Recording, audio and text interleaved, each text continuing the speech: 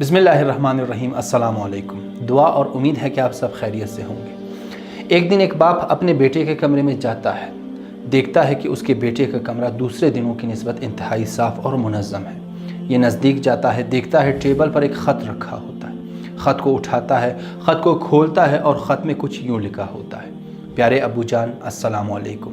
जब आप इस ख़त को पढ़ रहे होंगे तो मैं अपने घर से दसियों मील दूर पहुँच चुका हूँ। मैं अपने दोस्त के साथ घर से जा रहा हूँ।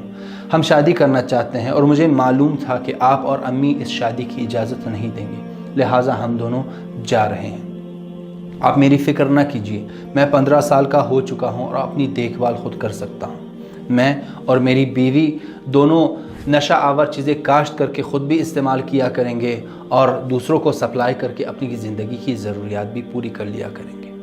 आपसे उम्मीद करता हूं कि आप दुआ कीजिए कि जल्दी से एड्स का इलाज मिल जाए ताकि मैं अपनी बीवी का इलाज कर सकूं। और ख़त के आखिर में यूँ लिखा होता है: आपका प्यारा बेटा। ख़त के नीचे एक नोट लिखा होता है कि अबू जान, फ़िक्र ना कीजिए, ये ऊपर जो बातें मैंने लिखी थी वो मेरी ज़िंदगी की नहीं बल्कि किसी और की ज़िंदगी की है। मैंने सिर्फ़ और सिर्फ ये बातें इस वजह से लिखी थी कि इम्तिहान में कम नंबर लेने के अलावा भी बहुत सख्त मराहिल और सख्त मुश्किलात ज़िंदगी में मौजूद हैं।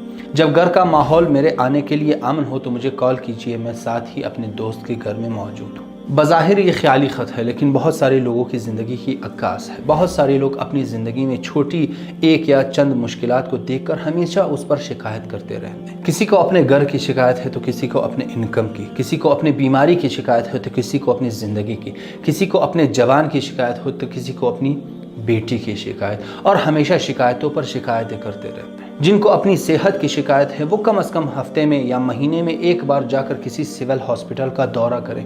वहाँ पर वो देखेंगे कि किस कदर लोग सख्तियों में और मुश्किलात में बीमारियों से मुकाबला कर रहे हैं, लोग किस कदर सख्त बीमारियों में मुब्तला है। अगर किसी को अपनी इनकम की शिकायत है तो वो जाकर उन लोगों को देखे जो एक वक्त की रोटी के लिए मोहताज हैं और उनके पास इतना पैसा नहीं कि वो एक वक्त की रोटी खा सके।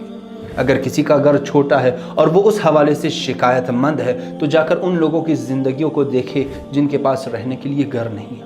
वो अपनी पूरी फैमिली के साथ रात को फुटपाथ पर सोते हैं, फुटपाथ पर ज़िंदगी गुजारते हैं। अगर किसी को अपनी ज़िंदगी की शिकायत है तो जाकर वो कब्रिस्तान में उन जवानों को देखे जिनकी ज़िंदगियाँ ख़त्म हो चुकी हैं। अगर किसी को अपने बेटे की शिकायत है तो वो जाकर उन माओं और उन वालिदैन से पूछे जिनके जवान बेटे इस दुनिया से चले गए हैं। अगर आपको अपनी नौकरी की शिकायत है तो जाकर उन जवानों को देखिए जो दर बदर नौकरी के पीछे धक्के खा रहे हैं और उन्हें नौकरी नहीं मिल रही। इन तमाम बातों का मकसद ये नहीं कि हम बेहतरी की तरफ ना जाएं, हम बेहतरी की कोशिश ना करें, बल्कि इन तमाम बातों का मकसद ये है कि हम अपनी ज़िंदगी में शिकायत करना छोड़ दें। जो भी अल्लाह ने नेमतें हमें अता की हैं उन नेमतों पर हम फोकस करें, अल्लाह के दरबार में उन नेमतों का शुक्र अदा करें। और अल्लाह खुद वादा करता है, जो मेरी नेमतों का शुक्र अदा करेगा मैं उसे और बड़ा कर दूँगा, उसे और नेमतें दूँगा। अल्लाह की नेमतों पर अल्लाह का शुक्र अदा करें और अपनी इस्ताअत के मुताबिक दूसरों की मदद करना न भूलें। अपना ख्याल रखिए। अल्लाह हाफ़िज़।